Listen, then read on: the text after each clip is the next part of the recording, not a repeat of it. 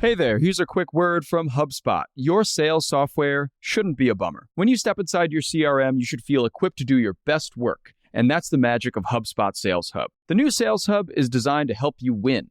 With an intuitive prospecting workspace and AI-powered tools that reduce your workload, closing deals is no big deal at all. Get AI-powered tools like ChatSpot that are tailor-made to help you automate steps across the sales pipeline, so teams can take back their time and spend it on more impactful tasks. Close more deals and get on track for your best Q1 yet. Learn about HubSpot Sales Hub at hubspot.com/sales.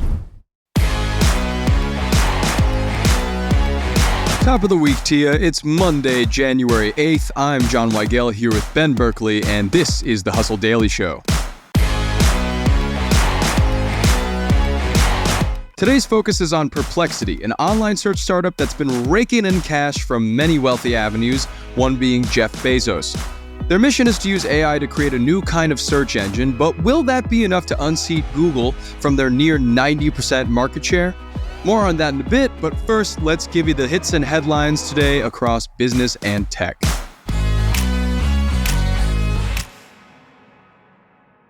First up, OpenAI is facing yet another writer lawsuit with two nonfiction authors claiming the company stole their work to train its AI models. This follows similar suits from the New York Times and authors George R.R. Martin and John Grisham. From OpenAI to SpaceX, some leaders at SpaceX and Tesla are concerned over CEO Elon Musk's drug usage per a Wall Street Journal report. For his part, Elon denied any trouble, saying, quote, "Not even trace quantities have been detected in random drug testing over the last 3 years, but I guess we'll see about that soon enough." Moving over to the audio industry, Audacity, the owner of 200-plus radio stations, including LA's K-Rock, will file for bankruptcy after reaching a deal to reduce its debt from $1.9 billion to $350 million. Unfortunate that this big stake in radio is going out of business, but we'll see what pops up in result of it.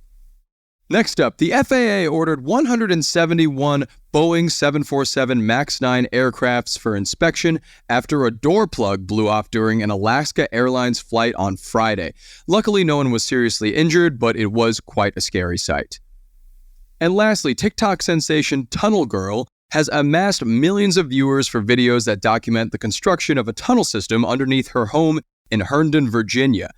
But was the town all right with someone tunneling 22 plus feet down without permits? No, not at all. The town issued a stop work order on the tunnel and it's pending inspection, so Tunnel Girl will now just have to be girl. All right, so moving on to the top story of the day, it's about a tech startup that's gained a lot of notoriety and, of course, money from Jeff Bezos and venture capital firms alike. This company, called Perplexity, looks to take a stab at Google's dominance in the search space using a very familiar tool, AI. So Ben, what's the big story here? All right, so Perplexity. This is a web search company that will ultimately be competing with Google, trying to become the go-to place for everything. Like if you're looking for an answer online, Perplexity hopes to become the singular text box that you're typing into. And what differentiates it from Google is, as you mentioned, and brace yourself, John, I'm sure you've never heard anything like this in the past year, using AI. Wow, crazy.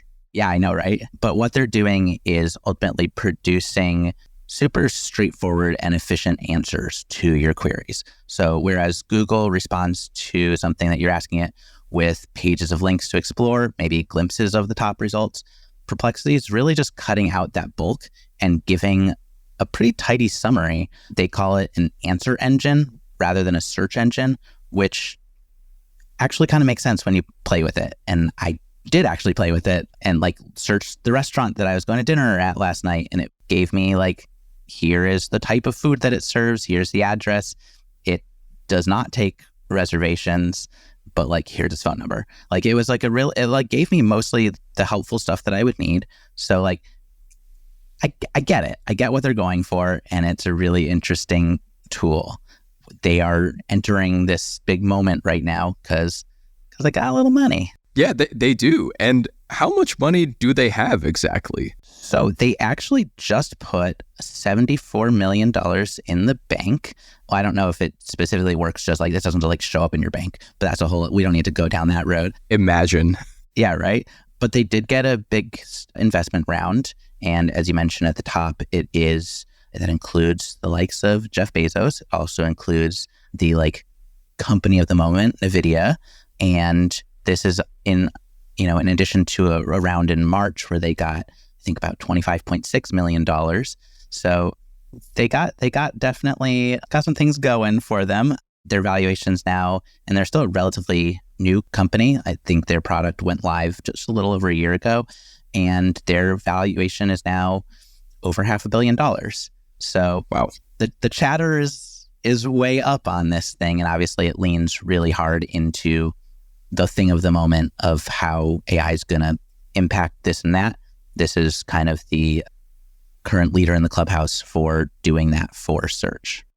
And do you think, obviously the big goal here is for them to eventually usurp Google? I mean, it's not going to happen tomorrow, but maybe over the course of a few years, we could see a change like that. Do you think Google is going to, take this lying down? Because I know that they're investing a lot in Bard and other AI mechanisms for themselves.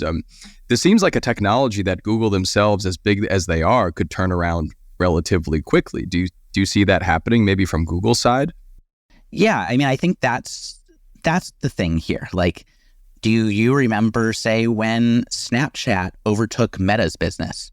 I think nobody does, because Meta just went in and yoinked all of the best features of Snapchat, and suddenly those are on Instagram and Facebook, and this is just what these giants do.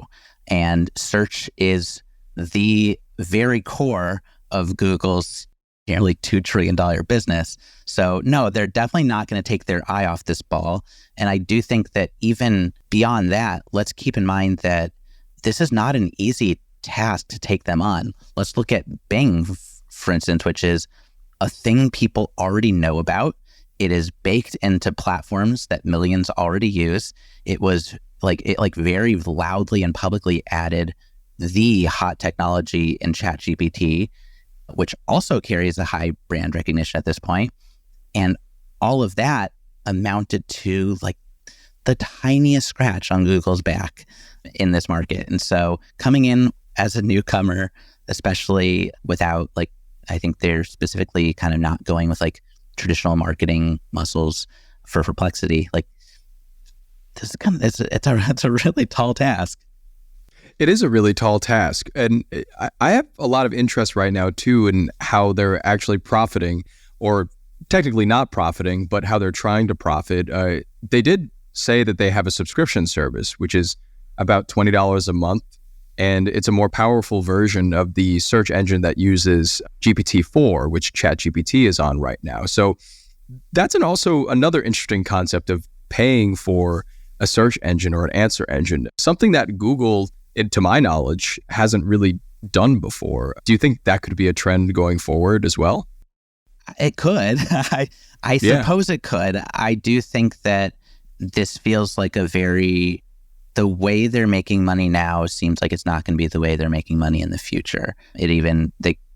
On their site right now, Perplexity is very proudly proclaiming that they're advertising free and kind of leaning into itself as this ad-free search alternative, which is a great read on what people want right now and to get people to adopt your product. At the same time, they're kind of already mentioning that they're going to have to consider that in the future, because, it's really hard to imagine that model lasting, since investors tend to enjoy making their money back and then some. So the model will no doubt have to shift.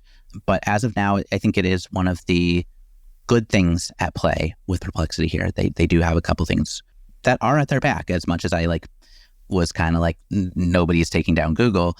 And I want to give them credit. They got some good things going. Yeah, they seem to be doing very well for where they are right now. They have a lot of really big eyes on them right now. Of course, a lot of stories coming out about them. So, there have been other companies that have tried stuff like this before, though, right? I think Neeva is one of them, and they tried to provide an AI product similar to this, but that didn't work out. We just talked about Bing that also tried to incorporate chatbot, which they do still But I mean, the market share is kind of standing the way it is. So how do we see the future of this panning out for this company? Are they kind of the odd duck that's going to succeed and keep going, or have we seen this story before, I guess?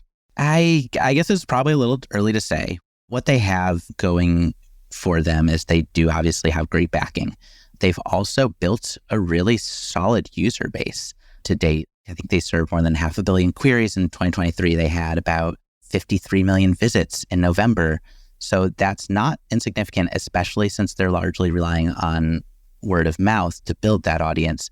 Also, conceptually, I got to say, the two central words that they really leaned into of answer engine are really strong. I think that that's conceptually really clear. And this simplicity of giving people quality answers to their queries rather than this high quantity of options for finding their own answers, it really jives with this AI future that is it's really well timed. And the way that it's well framed, well timed, and seems like what we're kind of leaning into. And they are well positioned now, especially with Neva, who was kind of going down this road and then did not survive. Now, Perplexity is really a lead early mover in delivering this satisfying version of that answer engine model. So I suppose Perplexity, you can take those flowers and I don't know, put them in water. I don't know, whatever one does with flowers, do that, Perplexity. I've never received flowers. I don't know how to help you out on this one. Oh, I'm so sorry. And also same now that I realize it. So, well, Valentine's Day is coming up, Ben. Yeah. All right, that'll do it for us today. Thank you, everybody, for tuning into the Hustle Daily Show. We are a proud part of the HubSpot Podcast Network. Our editor today is Ezra Trupiano, and our executive producer is Darren Clark. We've got a lot more tech and business coverage in our newsletter. If you're not subscribed, go get yourself signed up at thehustle.co/email, and we will see you tomorrow, everybody.